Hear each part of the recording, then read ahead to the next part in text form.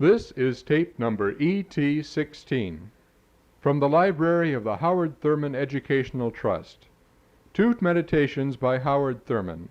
This is side one, entitled The Image of Perfection.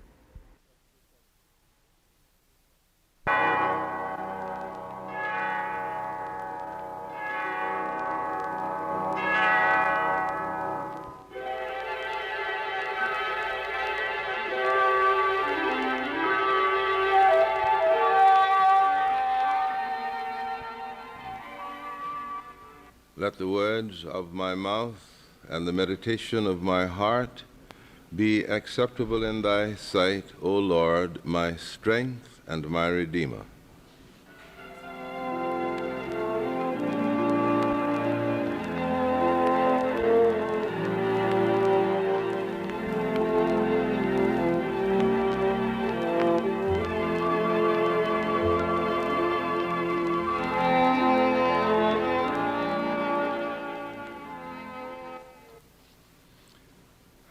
I'm reading from The Inward Journey.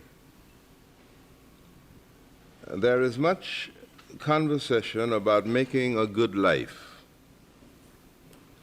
Deep within the human spirit is a concern that insists upon perfection. The distinction must be made between perfection in a particular activity, in a particular skill, and the central concern of the human spirit for perfection as a total experience. The former can be measured in terms of standards and concrete goals. I know a man who is most meticulous about many things that have their place but are inconsequential. He's so insistent about the temperature of his coffee that he neglects simple courtesy to the person who serves it. Sometimes the attitude is more comprehensive. It has to do with staking out an area and covering it in a certain way with a satisfying structure. It has to do with plans and their fulfillment, ends and the means by which the ends are secured. This kind of perfection often makes for arrogance of spirit and unbearable snobbery. It says to all and sundry, there is but one way to do a thing, and this is that way. It does not always follow that arrogance is the result. There may be a simple pride in the beauty and the wholeness of the flawless. To behold a lovely thing in all its parts, be it a deed, a well-rounded idea, a clear, beautiful, and perfect phrase or a way of performing, is to experience a moment of glory and sheer delight. But the central concern for perfection lies outside of all manifestations and all deeds. It is more than and other than all expressions of every kind, and yet it informs the ultimate character of all expressions of every kind. It is the image which the sculptor sees in the block of marble, the dream in the soul of the prophet and the seer, the profound sense of life in the spirit of the dying, the picture of the beloved in the eyes of the lover, the hope that continues when all rational grounds for confidence have been destroyed. It is what remains when all doors have finally closed and all the lights have gone out one by one. Here at last, we are face to face with what man is in his literal substance, the essence of his nobility and dignity. In religion, it is called the image of the Creator and is the authentic for instance of the givenness of God. To be aware of this is the source of all man's confidential endurance through the vicissitudes of his living. This is to sit in judgment on every deed, however good and perfect it may be within itself, to move with reverence through all of life, always seeking and finding, always building and rebuilding, always repenting, always rejoicing. This is to walk with God.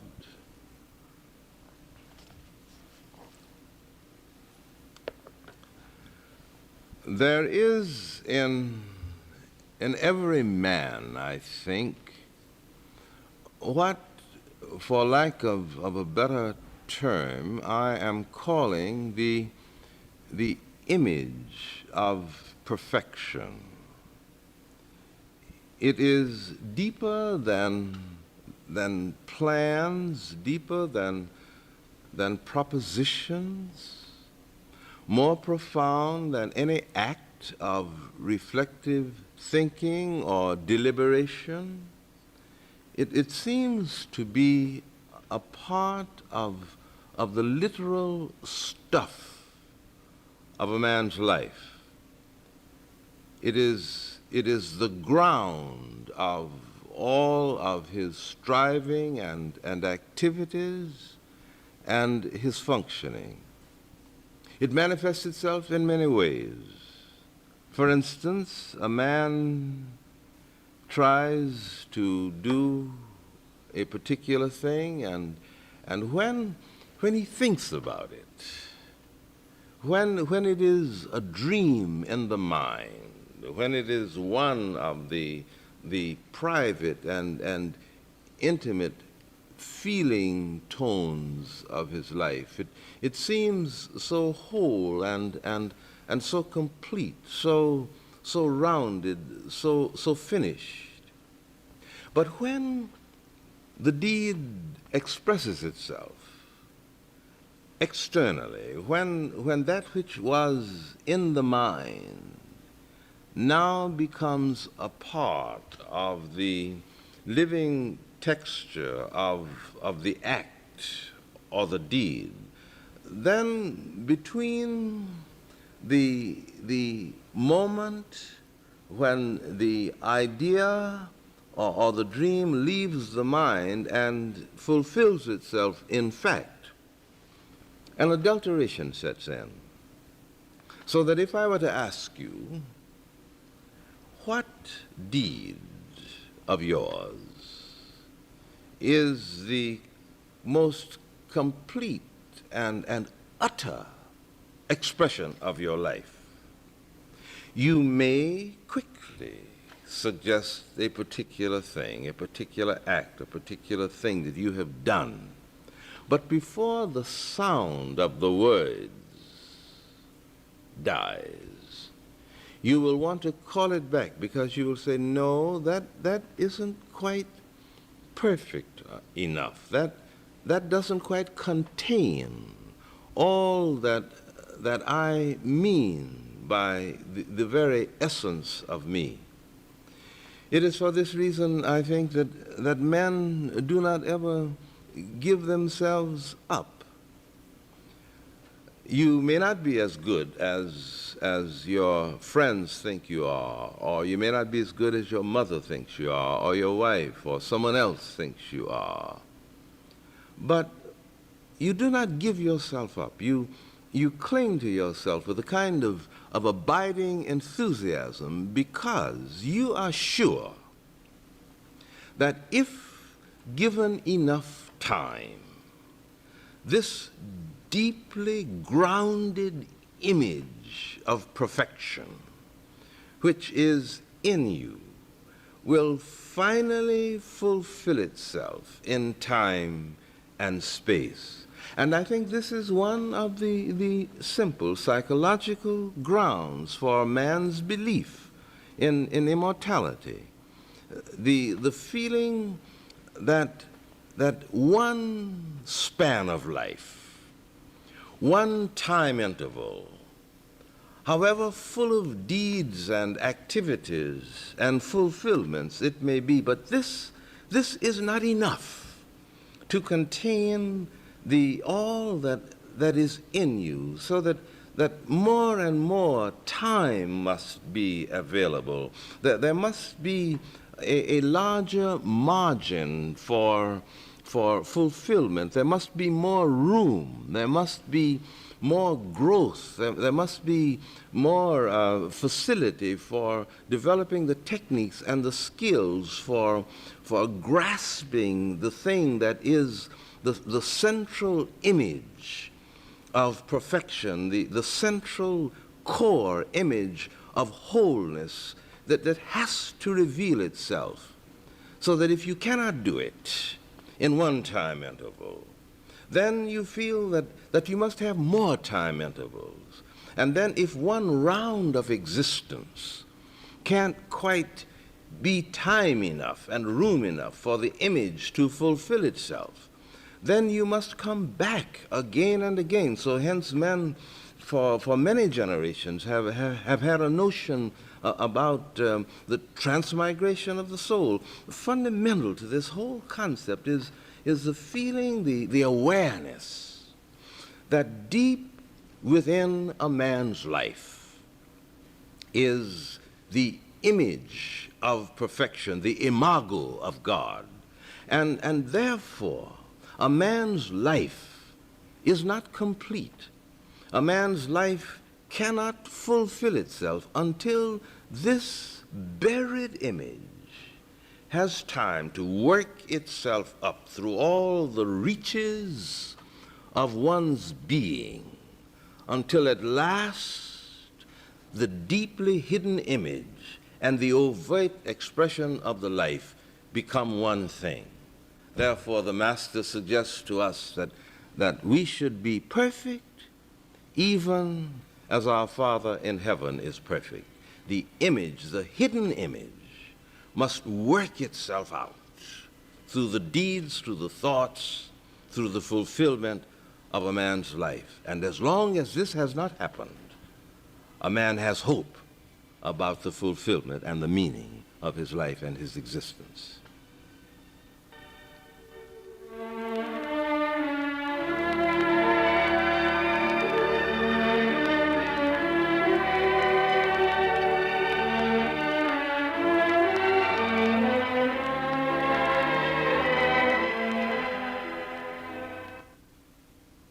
Let the words of my mouth and the meditation of my heart be acceptable in thy sight, O Lord, my rock and my redeemer.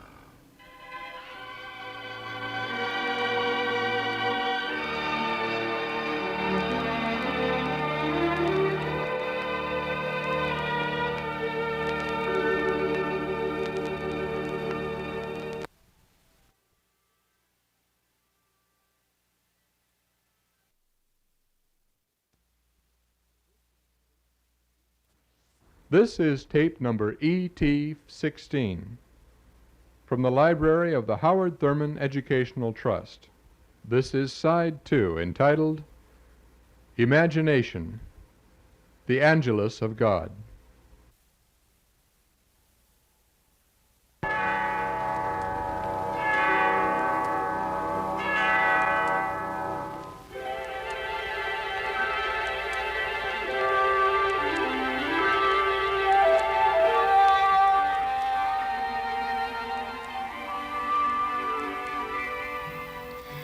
Let the words of my mouth and the meditation of my heart be acceptable in thy sight, O Lord, my strength and my redeemer.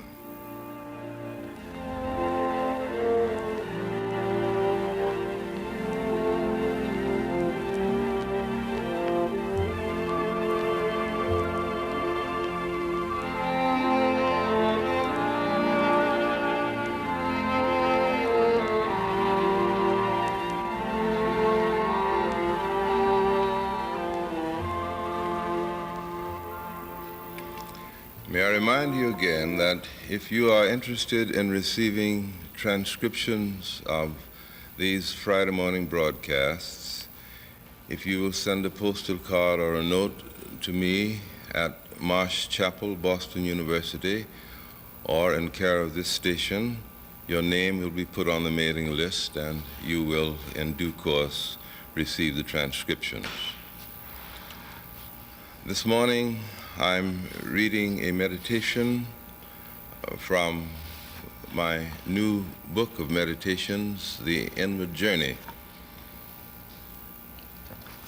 Many years ago, a brilliant young sociologist at Columbia College delivered a lecture to his class on the philosophy of a fool. He ends the first part of his address with these words: "On the seventh day, therefore, God could not rest. In the morning and the evening he busied himself with terrible and beautiful concoctions, and in the twilight of the seventh day he finished that which is of more import than the beasts of the earth and the fish of the sea and the lights of the firmament. And he called it imagination, because it was made in his own image, and those unto whom it is given shall see God." We are accustomed to thinking of the imagination as a useful tool in the hands of the artist as he reproduces in varied forms that which he sees beyond the rim of fact that encircles him. There are times when the imagination is regarded as a delightful and often whimsical characteristic of what we are pleased to call the childish mind. Our judgment trembles on the edge of condescension, pity, or even ridicule when imagination is confused with fancy in the reports that are given of the inner workings of the mind of the simpleton or the fool. We recognize and applaud the bold and audacious leap of the mind of the scientist when it soars far out beyond that which is known and established to fix a beachhead on distant, unexplored shores. But the place where the imagination shows its greatest power as the Angelos of God is in the miracle which it creates when one man standing in his place is able, while remaining there, to put himself in another man's place, to send his imagination forth to establish a beachhead in another man's spirit, and from that vantage point so to blend with the other's landscape that what he sees and feels is authentic. This is the great adventure in human relations. But this is not enough. The imagination must report its findings accurately without regard to all prejudgments and private or collective fears. But this is not enough. There must be both a spontaneous and a calculating response to such knowledge, which will result in sharing of resources at their deepest level. Very glibly are we apt to use such words as sympathy, compassion, sitting where they sit. But to experience their meaning is to be rocked to one's foundation. The simple truth is we resist making room for considerations that swerve us out of the path of preoccupation with ourselves, our needs, our problems. We make our imagination a thing of corruption when we give it range only over our own affairs. Here we experience the magnification of our own ills, the distortion of our own problems, and the enlargement of the areas of our own misery. What we do not permit our imagination to do in the work of understanding others turns in upon ourselves with disaster and sometimes terror. To be to another human being what is needed at the time that the need is most urgent and most acutely felt, this is to participate in the precise act of redemption. The imagination, acting under the most stringent orders, can develop a technique all its own in locating and reporting to us its findings. We are not the other person. We are ourselves. All that they are experiencing we can never know, but we can make accurate soundings which, when properly read, will enable us to be to them what we could never be without such awareness. The degree to which our imagination becomes the Angelos of God, we ourselves may become his living instruments. To use the imagination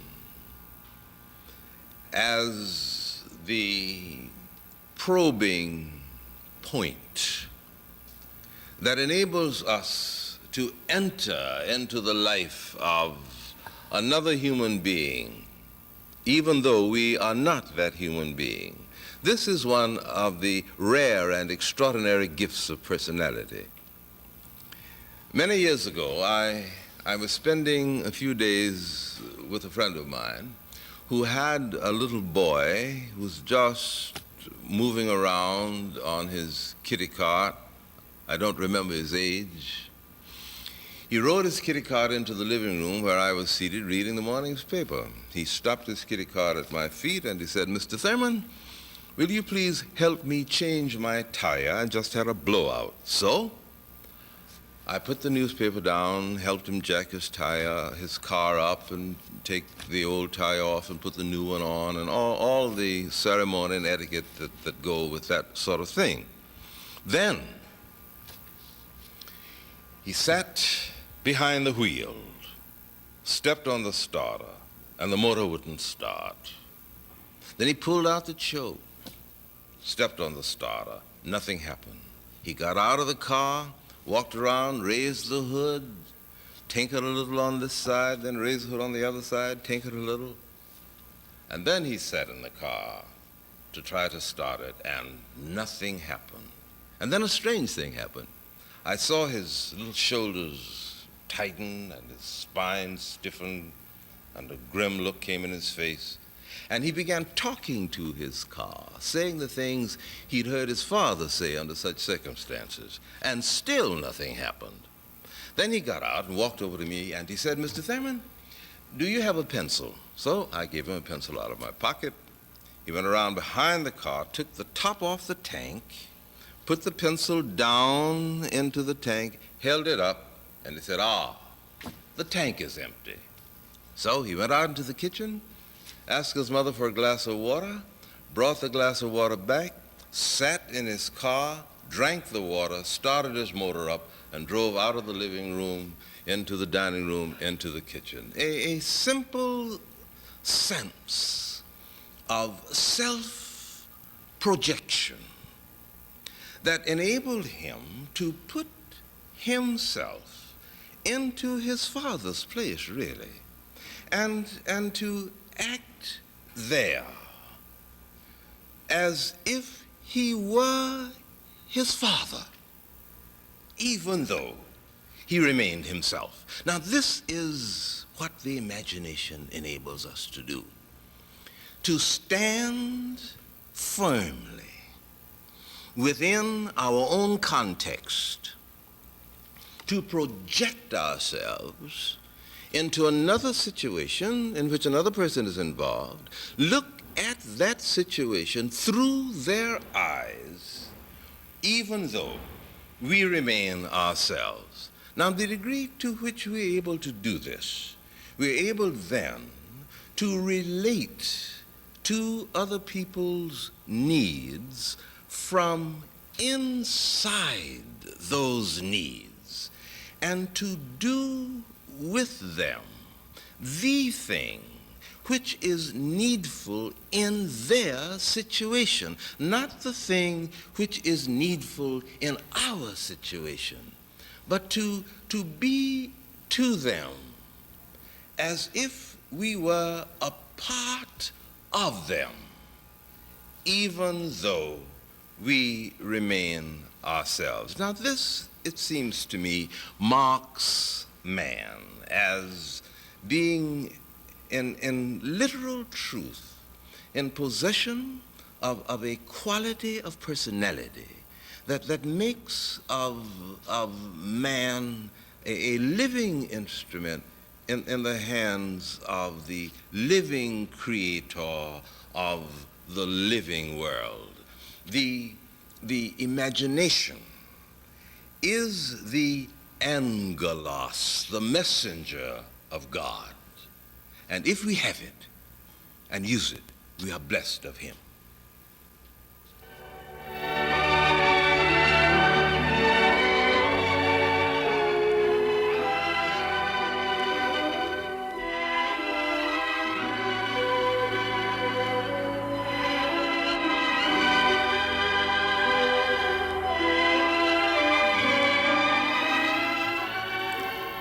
Let the words of my mouth and the meditation of my heart be acceptable in thy sight, O Lord, my rock and my redeemer.